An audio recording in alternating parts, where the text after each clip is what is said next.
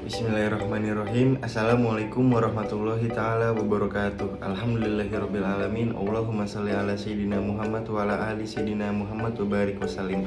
Perkenalkan, saya Muhammad Ali Maksum. Izinkan saya di sini untuk memaparkan materi sekaligus jawaban atas adanya soal-soal untuk mengumpuli tugas mata kuliah Administrasi Dakwah.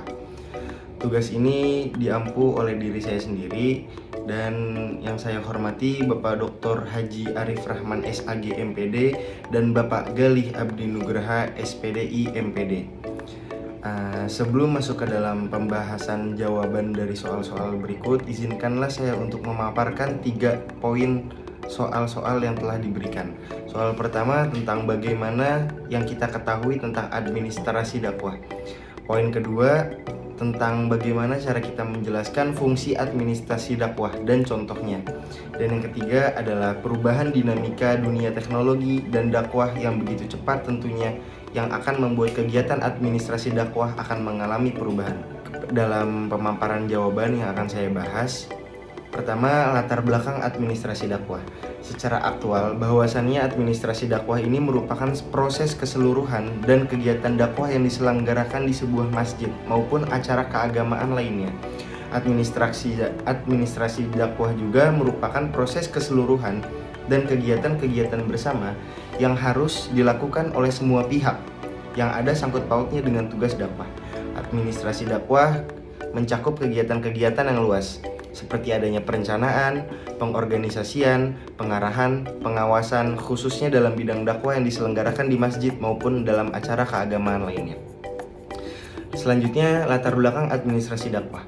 Hakikatnya, administrasi dakwah adalah suatu ilmu tentang menyelenggarakan dakwah Islam masjid atau tempat dakwah Islam yang lain dengan harapan tercapainya tujuan dari dakwah itu sendiri di tempat-tempat penyelenggaraan keagamaan tersebut.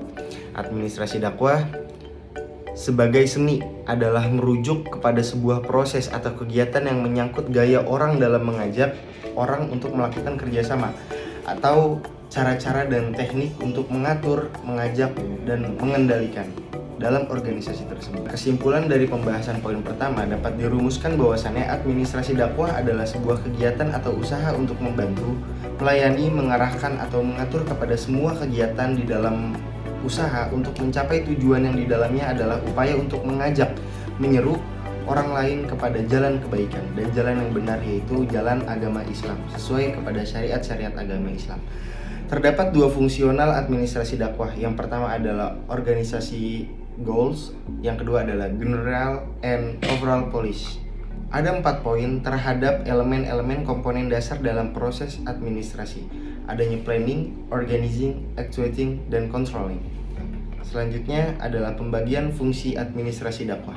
Yang pertama, guna mengatur sistematika urutan pembahasan global mengenai dakwah lebih teratur.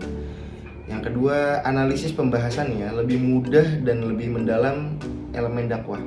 Dan yang ketiga, guna menjadi ajaran pelaksanaan proses manajemen dari suatu lembaga organisasi. Dampak besar dari perubahan dinamika perubahan teknologi dan dakwah dalam aspek administrasi ini saya simpulkan menjadi 4. Yang pertama, adanya penggunaan media sosial. Yang kedua, digitalisasi dokumen. Yang ketiga, keamanan informasi. Dan yang keempat, inovasi metode dakwah.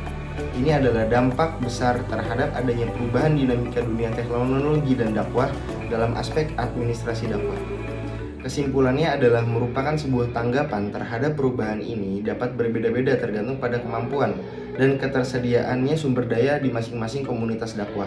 Namun dengan adaptasi yang tepat, perubahan dinamika dunia teknologi dapat meningkatkan efektivitas dan efisiensi administrasi dakwah serta memperluas jangkauan pesan-pesan kebaikan.